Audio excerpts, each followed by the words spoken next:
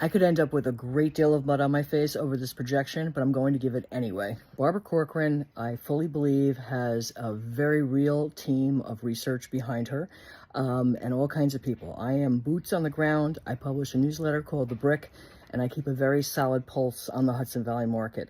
But that is no comparison to the team that I'm sure Barbara Corcoran has. I'm going to refute her forecast anyway. Barbara Corcoran has repeatedly said that if the interest rates go down, the market's going to get flooded and prices could go up on homes 10 to, I think she said, 15%, something like that. I don't see that in the cards. Buyer sentiment has come back uncertain, and that's not surprising. I expected that.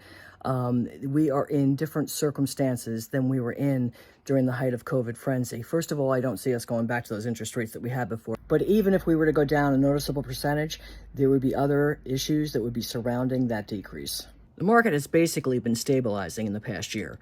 And, we had a very marginal increase in the median sales price year over year in comparison to the jumps that we had in 2020, 2021, and the front end of 2022. And Redfin noted 2023 as being the least affordable in housing in the United States. Certain houses that are in certain price points and check coveted boxes are still realizing multiple offers. Multiple offers generally these days are more in the range of 2 to 5 buyers tops, generally speaking.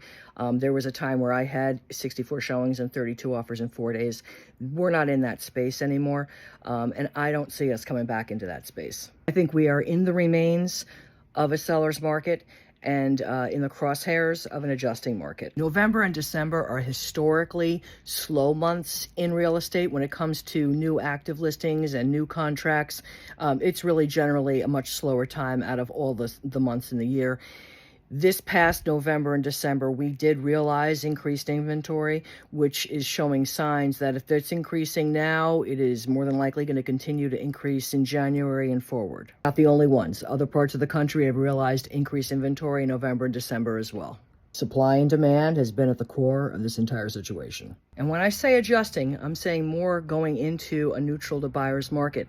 When it comes to pricing, it's going to be very interesting to see how things unfold, because you do have sellers that are overreaching in their price that are going to need to reduce in price in order to sell. Is that really an adjustment, or is that them coming to where they should have been in the first place? It's going to be very interesting to see how they interpret that in the numbers. Historically, luxury gets hit first in an adjusting market. As far as Dutchess County and Putnam County are concerned, I see a very real potential for saturation in the luxury market. Westchester County, I think, at least for now, is less vulnerable to it. Based on the luxury sales 2019, which was really the last normal trending market, versus the trending sales now, how many active listings we have on the market in luxury versus how many sold last year. Now, Dutchess County has more active listings above 1 million than sold last year. And that's right now in December. So we're going to probably see more of those listings coming on starting again in January, and that's going to continue to increase that inventory. I definitely see saturation for Dutchess County in the luxury sector, and more than likely also in Putnam County. Saturation means buyer's market. So you luxury sellers out there that are insisting on overpricing, if you really do need to sell, I'd be getting a handle on that real quick. You want more? Check out the latest edition of the newsletter I published, The Brick, the final stretch. It's the December issue. It just came out the other day. See caption.